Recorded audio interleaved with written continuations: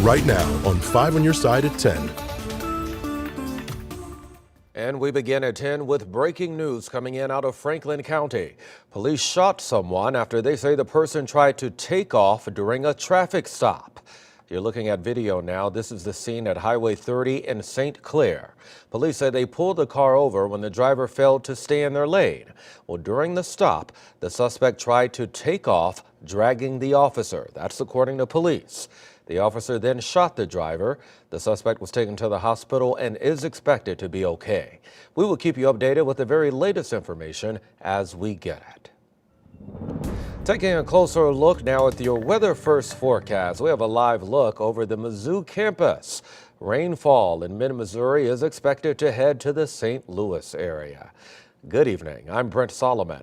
The rain follows an unseasonably warm December afternoon, and we're just a week away from the first day of winter. Chief Meteorologist Scott Cotto now with much more. Scott, the rain could bring a cool down. It will bring a bit of a cool down, especially as we head towards early next week. Certainly, we're not going to be 60 tomorrow or Sunday, and tomorrow is not the pick day of the weekend because of the rain spreading into the bi-state area. It's not a washout all day, but a good chunk of the morning and a good chunk of the evening, it looks like, could be wet in many locations. Right now, things seem to be moving along pretty well out at Lambert. We're still dry in the metro area. And even though down to the southwest of St. Louis, as you go down from Potosi along Highway 8 back towards Steelville, starting to pick up some rain there, also out in Gasconade County.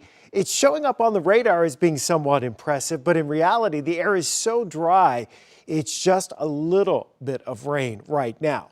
The whole system's going to keep pushing east. Our rain chances really ramp up in the metro area after midnight, and those rain chances will continue into tomorrow, especially during the morning hours. We're going to break down the timing on that rain for tomorrow into tomorrow night, when it moves out, and when the really cold air moves in and just how long it stays. We'll see you in about 10 minutes, Brett. All right, Scott, we'll be looking forward to that. Right now, a man is dead after a hit and run in South City. It happened near a Quick Trip at Graveway and Nebraska Avenues. The victim suffered head trauma and had to be rushed to the hospital. That's where he died.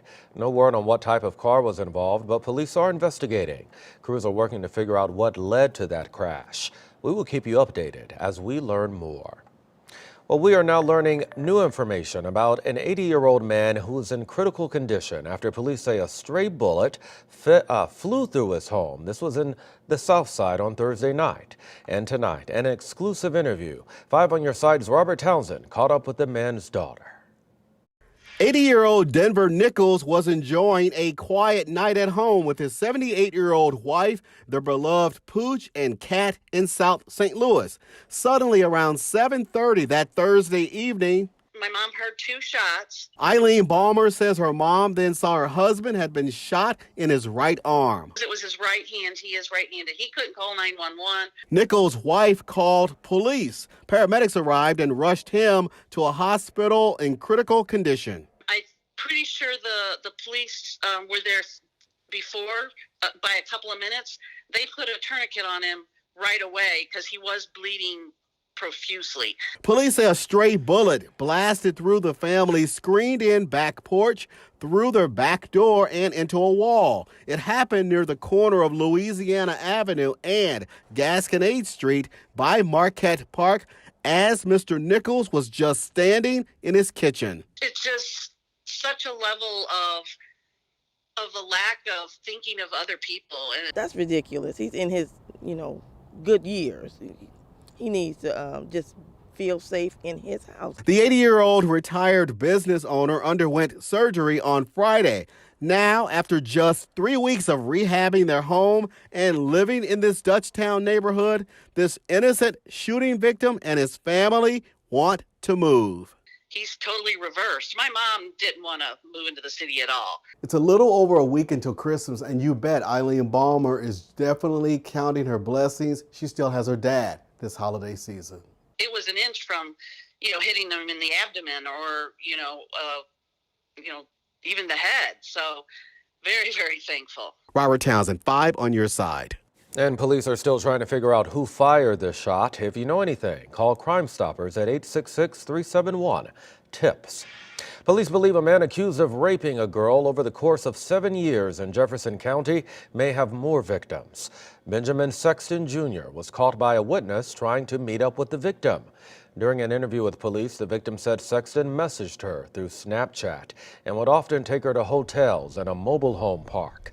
Sexton is now facing multiple rape charges dating back nearly a decade for crimes alleged to have happened in multiple counties.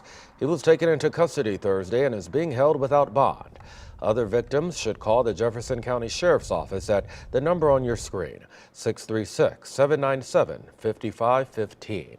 Within just the past few hours, we've learned that the St. Louis University Hospital Nurses Group announced a 2-day strike later this month. It will happen on December 27th at 7 a.m. through December 29th at 6:59 a.m. About a week ago, nurses voted to approve a call for a strike. Registered nurses there are concerned about the hospital outsourcing their jobs.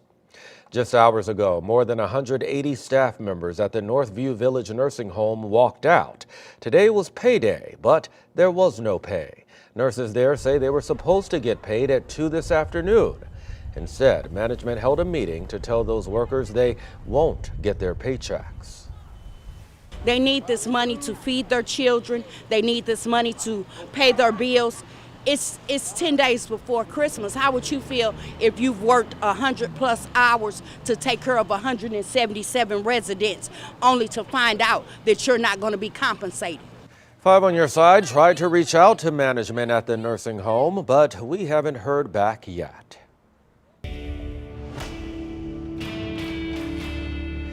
Well, tomorrow is the very last day to send out your packages by regular mail if you want them to arrive by Christmas. Brandon Lewis from our National Verify team looks into social posts claiming you can save on shipping by buying your postage from certain websites.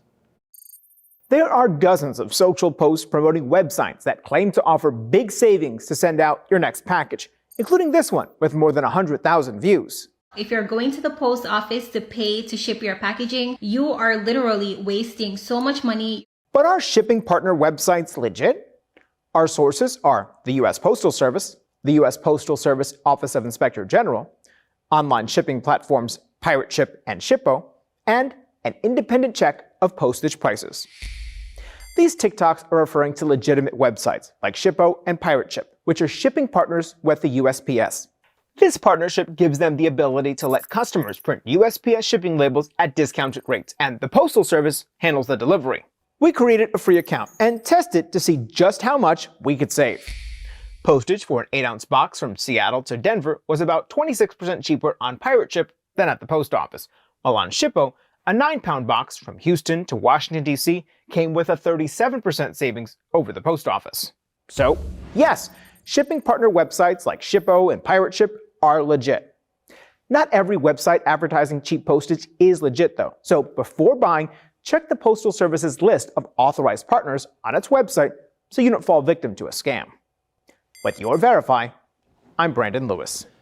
And as always, if there's something you'd like us to verify, email us at verify@ksdk.com. Still ahead, sheltering in at the animal shelter. How one shelter is working to give all their animals a home this weekend.